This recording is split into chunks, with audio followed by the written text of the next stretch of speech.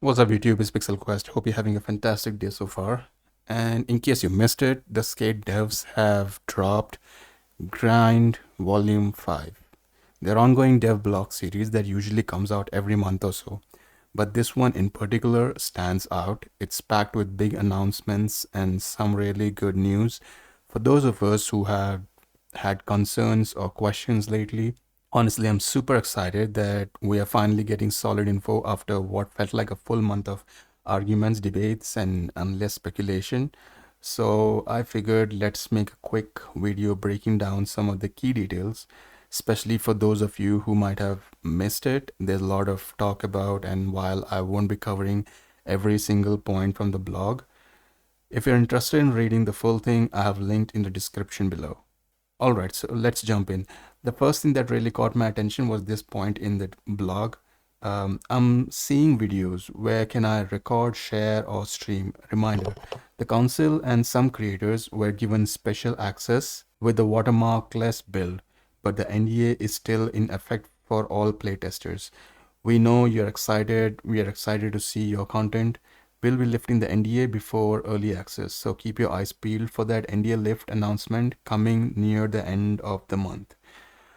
So everyone who was selected for the playtest will finally be able to share their gameplay, post videos, make content, and eventually talk about the game publicly by the end of this month. I guess this is what they're trying to say, or that's such a huge relief actually if it is going to be this month, because I honestly thought we would have to wait until September to start posting anything. So yeah, that's a pretty exciting update. um, Next one is we already know the customization is going to improve and more features we are going to get added. So here it is. Here's the latest screenshot actually for what they posted, which is also in the blog. The screenshot of the updated customization screen, it looks completely different from what we currently have. The old white background and gray floor are gone. Now it's a sleeker gray background with the matching gray flooring. The UI icons have also been updated, and overall it just looks way more polished and clean compared to the previous version. Definitely a big step up in the terms of presentation. Next up is the big one, and something many of us saw coming, especially with how most live service games operate these days: seasons and a battle pass system. Seasons and the battle pass system. We have mentioned seasons a few times in the grind. You're probably wondering, how will Skate do seasons? How long will they last? When do seasons start? Is there a season pass? Quick answers. Full details coming in the grind volume 6 next month. So we'll be getting more in depth in the next month. So this is like a brief, very basic. Yes, Skate will have a seasons and seasonal content. The world game feature, in-game events, and even the soundtracks will be updated to celebrate each season. On average, the season will last about 3 months. So we'll have 4 per year, like a real calendar. Our first season will start shortly after early access launch, and more information will be available next month in volume 6 of the grind. With each season, we'll be adding new cosmetics and customization items, more music, and more to do. Uh, we will have a skate pass with a paid and free track with various rewards, seasonal challenges, and activities to keep you on your board. Stay tuned. We'll have all the details about skate seasons and skate pass next month, so get ready.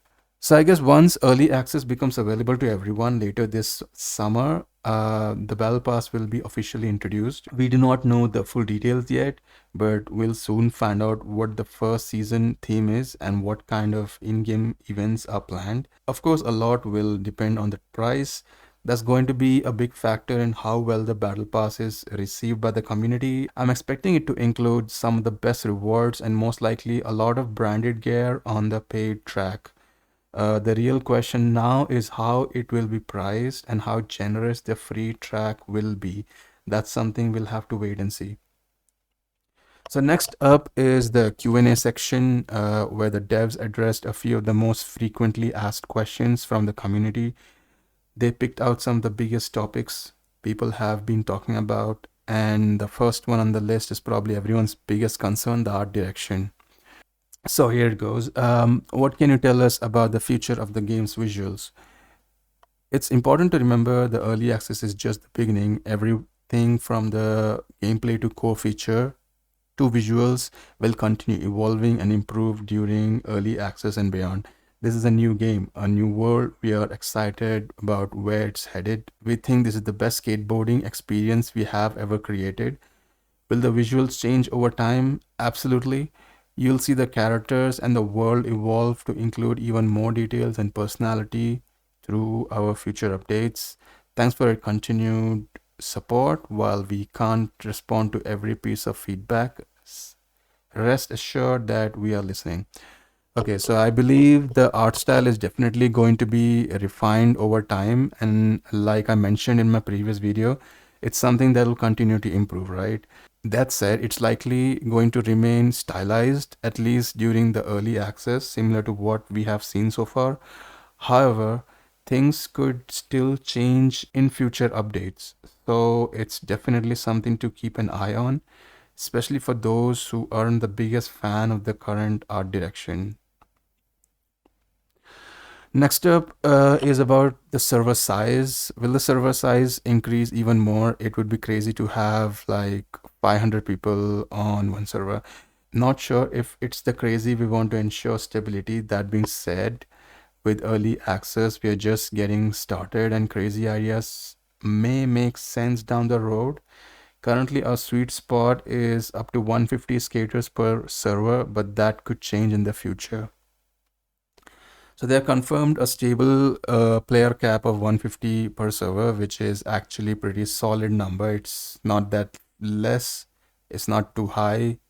It'll be interesting to see how well that holds up once the game launches in early access and more players start jumping in. With servers expected to be packed, we'll soon find out how smooth the experience is going to be. The next one is something a lot of us have been asking about.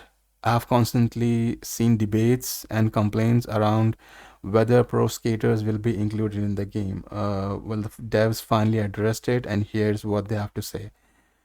Will any extra skaters will be available to play in any previous games, any pros? Skate is all about you and what you're doing in San Amsterdam. That being said, it doesn't mean we won't see the occasional new visitors in San Juan sometimes in the future. Okay, so the answer they gave doesn't really confirm anything concrete. There might be new characters and NPCs added, but I believe we'll see pro skaters appear in the game once the events start rolling out. It's possible that a specific pro skater could be added or featured for an entire season, but nothing is certain yet. So for now, it is still up in the air, neither confirmed nor denied. This topic definitely remains on the table. The next query that they picked up is, are you looking into custom player created gear or designs? We don't have something to share today, but this is definitely something the team is very excited about. When we have something concrete to share, like a timeline, we'll make sure to let you know. Okay, so those of us who played Skate 3, you might remember the custom design creator, a feature that was eventually removed, but was really fun when it lasted. It let you create your own designs and add them into the game. A lot of YouTubers even used it to put their page names on the t-shirt, skateboard, and whatnot. In my opinion, adding this feature could conflict with EA's plans to sell their logos and items, since players might just create their own design instead of buying from the in-game store. So I'm not really sure how they'll handle that. That said, they are not completely ruling out the possibility of bringing it back in the future updates. How they're implemented, though, remains to be seen. And the final one, the collabs. Are there going to be any collabs with the shows, movies, etc.? Through Skate's live service, we want to bring a lot of events and experiences through the season.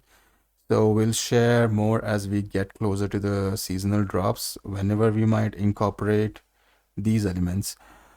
They're not ruling it out again. We might see characters, skins, and items from popular or trending shows, similar to what other major live service games do. That might be pretty cool. But honestly, what I'm actually looking for are collaborations with actual skateboarding brands. And I don't just mean having those brands represented in the game, since we already have that, but more like real life branded events within the game, maybe something sponsored by Vans or Baker, events that feel authentic to the skateboarding culture. So yeah, something along those lines would be awesome. So this volume of grind covered a lot of important updates and answered some questions the community has been waiting on. We are getting really close to the end of summer and early access release, which is pretty exciting. I'm already looking forward to volume 6 and hoping they drop even more details. Let me know what you guys think about everything in volume 5 down in the comment section. And if you want to read the full article yourself, the link is in the description below. Other than that, keep an eye out for more skate content coming to this channel very soon. As always, I'll catch you guys in the next video. Peace.